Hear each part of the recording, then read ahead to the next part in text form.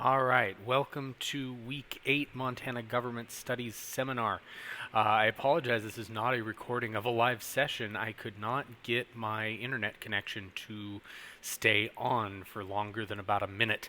So if you were tuning in for the live session and we had to cancel, I do apologize. It was not my intention, but sometimes we just have to roll with the punches. So your announcements for this week. Remember that current event number 2 and the Montana Map Project, the Google Earth Tour, are both due on Friday. That would be tomorrow as I am talking. But the grace period for that ends on the 24th. Do not live in that grace period. Shoot for the actual due date. A number of folks were emailing me the last day of the grace period on the Unit 2 reading guide. Oh, I'm having this problem, I'm having that problem. The end of the grace period represents 5 additional days that you have had to do your work. I don't grant additional time beyond that, so get it done early so that if you do have a problem, we can fix it early. If you wait until 7:45 on the 24th and you have a problem, I probably can't help you at that point. Okay, so get it done early. Both of these things have been in the course since the beginning of the semester. Okay, there is no discussion forum this week. This week is kind of what I'm calling a breather week so that you can focus on getting those 2 projects done primarily. Also so you could focus on getting the Unit 2 reading guide turned in. The completion data on that, by the way, is in PowerSchool. I have not graded them yet, but there is a check mark, a completion or a submitted check in PowerSchool if you turned that in, and there is a 0 if you did not, and the missing annotation from the zeros is now gone. There are a couple people that on the Unit 2 reading guide left that sitting in draft status. You need to hop on today and get that squared, get that fully submitted. I've put in an exemption for those people. So please get on there ASAP. Your test over Unit 2 will open next Monday. Remember that one of the essay questions will be directly based on one of the seminar topics from Week 5, Week 6, or Week 7. It might be a combination of those topics. But if you have not watched one or more than one of those, you might want to hop on and do that. Remember to do the seminar work, Week 8 CNN 10 News Quiz. That video is posted in the course right above this. Right above the quiz is the link to the video. Watch that and then do the quiz. It's 5 points and it's super easy. And then the Week 8 Seminar Journal, that is worth 15 of the 20 points of this grade. So get it done. Get it taken care of. And finally, last but not least, please join the Remind. Please join the Remind. All right. So we're talking about the executive government of the state of Montana. Since this is sort of a breather week, I didn't want to talk, chapter 6, 7, 8 curriculum stuff. And because this is sort of what I call a Franken course, where we are doing so many things. We're doing maps, and we're doing current events, and we're doing history back to the plains and all this stuff. Another thing that we do in here is we talk about the government of the state of Montana. So I thought it might be nice to talk about the executive branch. We talked about the legislative branch a couple weeks back. Now we're going to talk about the legislative branch. Coming up, something to look forward to, we'll talk about the judicial branch of the Montana state government. Yay! You'll want to save some attention span for that one. Okay, so, and I pulled this right off of Wikipedia. The daily administration of the state's laws, as defined in the Montana Code annotated, are carried out by the chief executive, aka the governor, and his second in command, the lieutenant governor. By the way, the lieutenant governor of Montana has no official responsibilities whatsoever except to have a pulse. The lieutenant governor is really only as powerful as the governor makes him or her. There are some states like Texas where the lieutenant governor has a whole stinking lot of power. In fact, in some states, the lieutenant governor is, on a day-to-day level, more powerful than the governor. Montana is not one of those places.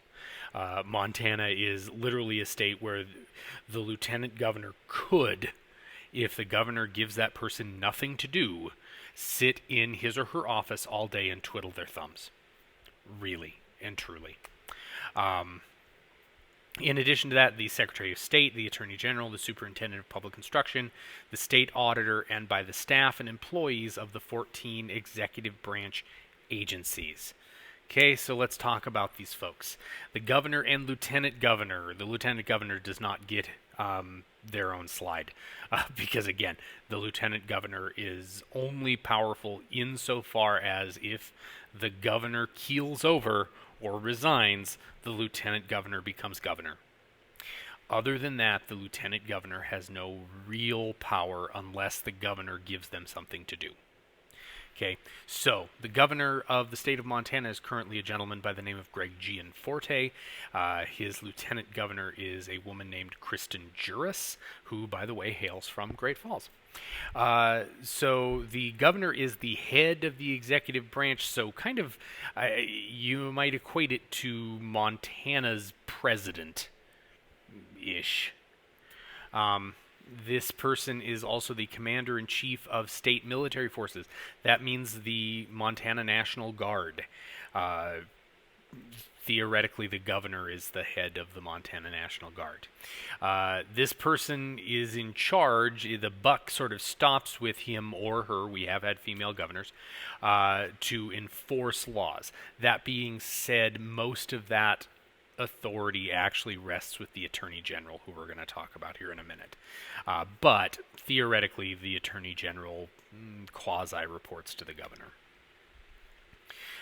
They approve or veto legislation from the legislature. They can convene the legislature whenever they would like in special session. They can grant pardons and reprieves for state crimes. Now, if it's a federal crime, the governor has nothing to do with that. Similarly, if there's a state crime that is committed, the President of the United States cannot pardon or reprieve that person convicted.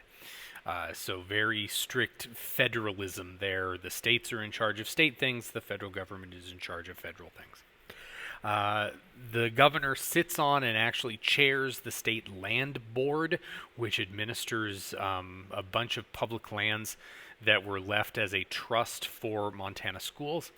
And just a political note, the governor and lieutenant governor are elected on the same ticket. They are typically of the same party.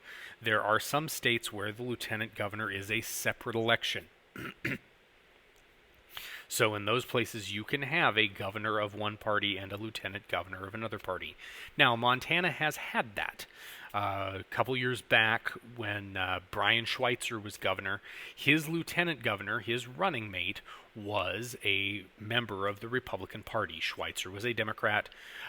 His lieutenant governor, a guy by the name of John Bollinger, was a Republican. That being said, they ran as the Democratic Party ticket. So for purposes of the election, Bollinger was a Democrat, even though in all actuality he had been a lifetime member of the Republican Party. But typically, the governor and lieutenant governor are of the same party. They are elected on one ballot. Okay, next up is the Secretary of State. This is the person who constitutionally has really the next most authority behind the governor. A lot of stuff comes through this office. The Secretary of State's office is composed of 5 divisions: administrative rules and services, business services, certification and notaries, elections and government services, and Records Management Bureau. So this means if you are starting a business in the state of Montana, that business has to be registered with the Office of the Secretary of State. If you are running for any political office, from county commissioner all the way up to governor or senator or representatives, your candidacy has to be filed with the Office of the Secretary of State. If you are a notary public, which is something that as a kid you'd never think you're going to need, and as an adult, once, twice a year, you need a notary, which is somebody that watches you sign something and puts a seal on there and says, yeah, they signed this. Those people are registered and certified through the Office of the Secretary of State. This office also is the one that sort of keeps the state's laws. When a law is passed by the legislature, it is up to the Secretary of State to record that law in the Montana Code Annotated. They are the ones that make all of those changes. Well, their staff does. I don't think Christy Jacobson is herself rewriting the Montana Code Annotated. This person is the keeper of the Montana State Seal. So anything that officially comes from the state government is basically stamped by the Secretary of State. This person serves on the State Land Board. You will notice that is a common thread amongst the people that we were talking about today. And this person also oversees the archiving of all state emails. So all state employees' emails are a matter of public record. If you really want to see the emails from a particular state employee, you can request those from the person working at the Department of Health and Human Services all the way up to the governor. All of those emails are a matter of public record. Now, the archivist that is in charge of that actually reports to the governor, but their office is housed under the Secretary of State. So there you go. Next up, and really again in order of power, is the Attorney General. This gentleman's name is Austin Knudsen, the current person holding this position. This is the top law enforcement officer of the state of Montana, the top official of the Montana Department of Justice, which is the Montana equivalent to the FBI. So really sort of functions in a police capacity, but also as an attorney. This is the office that represents the state of Montana in lawsuits. Let's say the state of Montana is sued by somebody seeking their unemployment benefits. It is this office, the Attorney General's office, that would defend the state against that sort of lawsuit.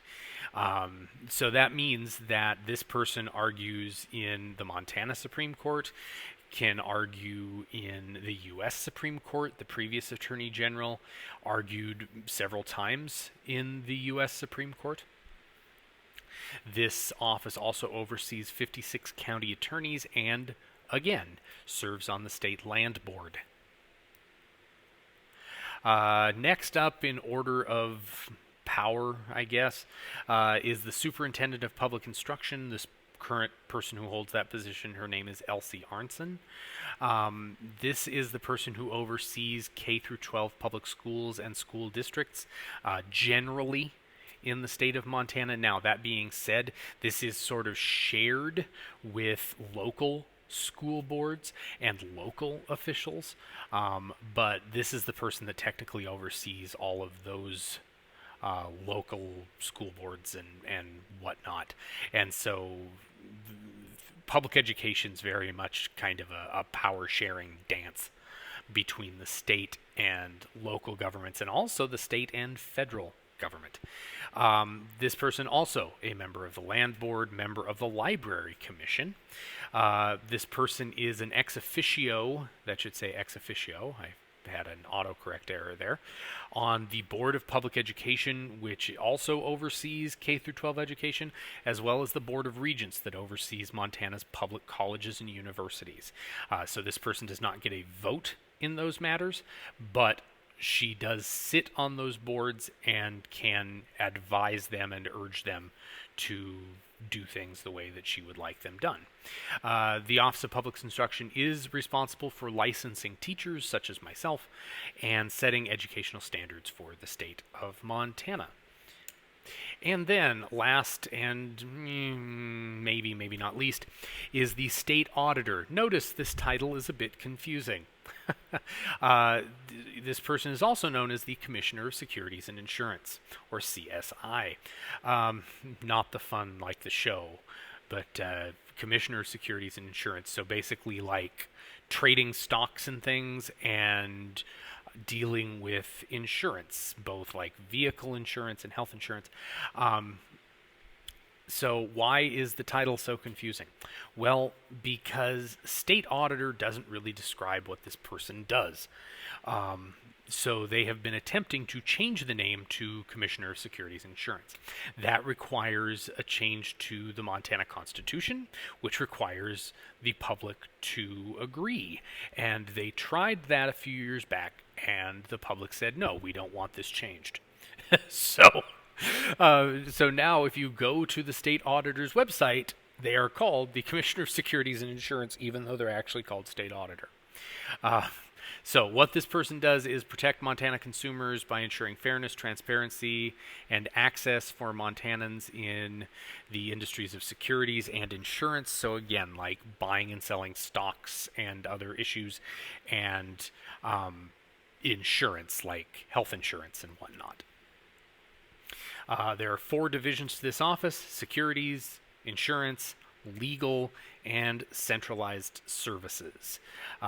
So like this person, you might have dealings with this person. Let's say you have insurance and your insurance provider is refusing to cover something, and you believe it should be covered, and you've gone every other route with this. You could have this office look into that. They have people that look into problems people have with their insurance, just as an example. The current person that holds this office, his name is Troy Downing. And again, this person serves on the state land board. So the state land board has 5 people. The lieutenant governor does not serve on the state land board. Again, the lieutenant governor has no real power or authority whatsoever. Okay, so in addition to those 5 offices, 6 if you want to count the lieutenant governor, the executive branch of the Montana state government has about 14 agencies and numerous commissions, councils, boards, offices that basically do the work of state government. This includes administration, agriculture, commerce, corrections, environmental quality, fish, wildlife, and parks. If you know one of these, you probably know that one. Just because anytime you go to, say, Giant Springs, you see their name on things, because Giant Springs is a state park. Labor and industry, livestock, military affairs, natural resources and conservation, public health and human services, revenue, and transportation. Revenue is the other one people know because that's where you write a check to every year to pay your state taxes, is the Montana Department of Revenue. All of these are headed by people appointed by the governor and confirmed by the state legislature, and then they are staffed by professional people, mostly not political appointees. They are mostly people that get their jobs via competitive application process. So political appointees may be the kind of top people in these agencies, but then those that actually do the day-to-day work of running the bureaucracy of the state are professional type people. And people kind of think bureaucracy is a dirty word, but it's not really. It just means the day-to-day functioning of the government. And that's not always a bad thing. And then again, there are about 54 commissions, councils, boards, offices relating to everything from pardons and banking. The state lottery is one of those. Retirement, aging, good gravy. There's just a ton of these things that are also, the heads of them tend to be appointed by the governor, but their rank and file employees are through competitive applications. Uh, one of these is the elected Public Service Commission. So there's not a lot of these that are actually elected offices. The Public Service Commission is the only one that I can think of. So I do want to briefly touch on that, since it is not a statewide, like there's no statewide election for Public Service Commission, but there are only 5 districts and only 5 of these people. So they sort of straddle the line. They're a little bit legislative, they're a little bit judicial, they're a little bit executive. They're kind of right in there in the middle. They're the center of a really weird Venn diagram. So, Public Service Commission, there are 5 commissioners. The one from District 1, if you are living in Great Falls or the surrounding area, your commissioner is a gentleman by the name of Randy Pinocci. And you can see District 1 stretches from here in Great Falls all the way to the eastern border of the state of Montana, the northeastern border of the state of Montana. So District 1 is a huge geographic area compared to, say, District 5 or District 4, because the counties in eastern Montana are not really all that populated. And what you'll notice is that the major population centers of Montana are divided between these 5 districts. So District 1, Great Falls, boom, to a lesser extent Havre, up in Hill County. District 2, Billings, right there in Yellowstone County. The rest of that county, not hugely populated. District 3 actually has 2 of them, Bozeman in Gallatin County and Butte in Silverbow County are the major population centers in District 3. District 4, we're talking primarily Missoula, which is a county and a city. And then District 5, you have both Kalispell and Helena in District 5. So again, the major population centers are divided between these 5 districts because they are supposed to be approximately populationally equivalent. I guess we'll see if any of these boundaries change after the results of the 2020 census. So you may see a little bit of fudging around and, one county going a different way depending on population. I don't think these have changed for a while. But anyway, the Public Service Commission is a quasi-judicial regulatory board of elected officials. Again, there are 5 of these people. They regulate private investor-owned natural gas, electric, telephone, water, private sewer companies. They can regulate, say, railroads that only run in Montana. There's not a lot of those, but there are a couple. Roads within the state of Montana fall under their jurisdiction, and the transport of goods and services along those roads fall under their jurisdiction. There is some effort to put, say, internet service as something that the Public Service Commission would regulate. So basically, anything that's a utility is regulated by the Public Service Commission. If, say, Northwestern Energy wants to increase their rates, they have to get the okay from the Public Service Commission in order to do that. They can't just jack up the price. They have to get that okay from this state regulatory body. They also oversee natural gas pipeline safety regulations. So yeah, actually a very important job, and one that actually pays fairly well, like over $100,000 a year to be a public service commissioner in the state of Montana. So yeah, there you go. All right, so your journal topic for this week: describe 3 of the elected officers of the Montana state government and what their jobs entail. So that is what you need to respond to in the Week 8 seminar journal topic. I would ask at this point if there are any questions, but I'm talking to myself, so if you have questions, please send me an email or send me a message on Remind, and I am happy to answer those for you. Okay, thanks, folks. Have a great day.